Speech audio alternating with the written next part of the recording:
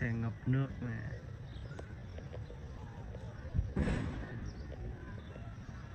Xe không đụng nhưng mà đụng xe ngập nước.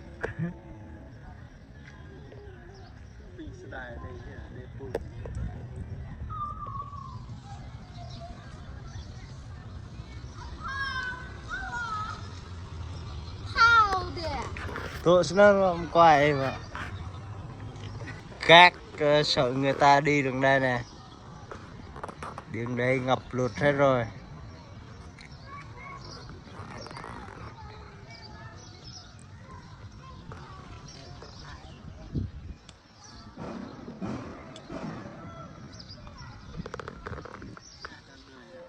Rê tâm mức cần nè.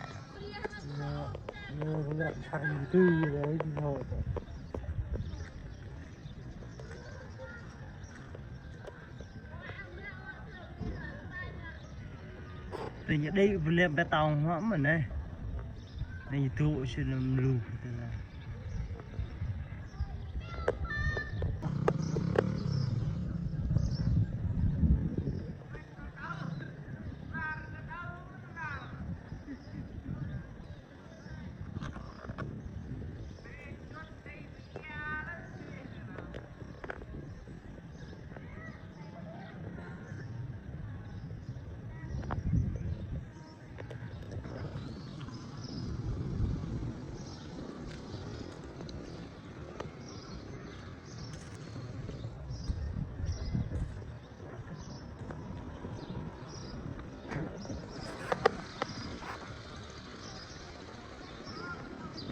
Sao đây con bộ? Chèo thuyền đi.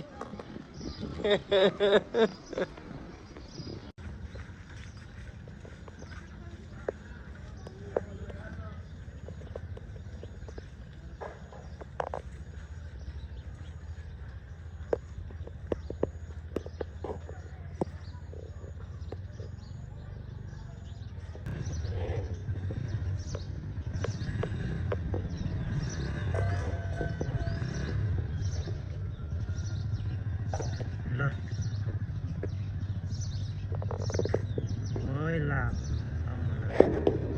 tốt quá.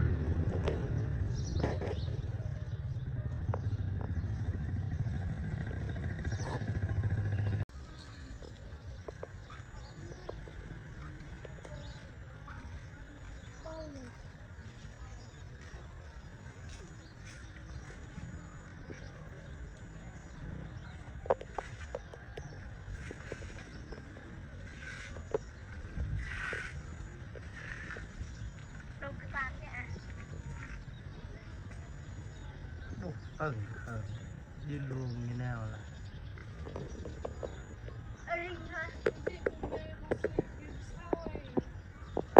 lệ e sang e lệ e sang e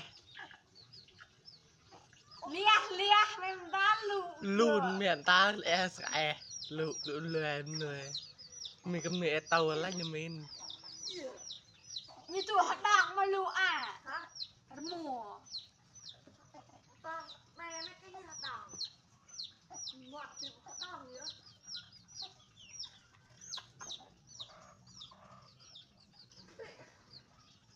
lụ lệ sang ai ai lụ nó e cái thông e rồi đầu nữa em giờ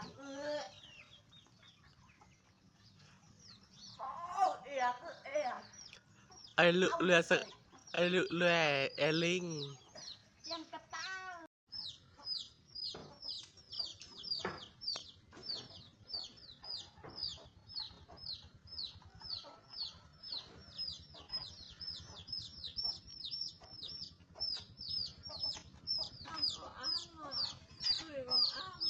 คือก็ หัว แซ่บ ทางได้มือเข้าแมนอ่ะ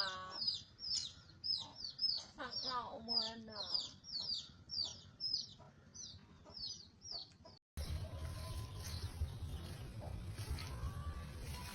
trời ơi hai cây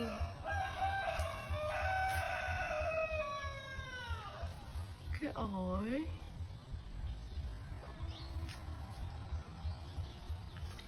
nước không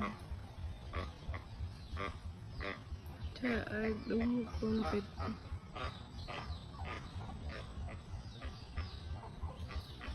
Hai ba cây luôn hả?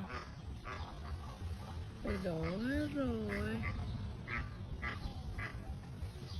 Trời ơi, ở trong kia nữa.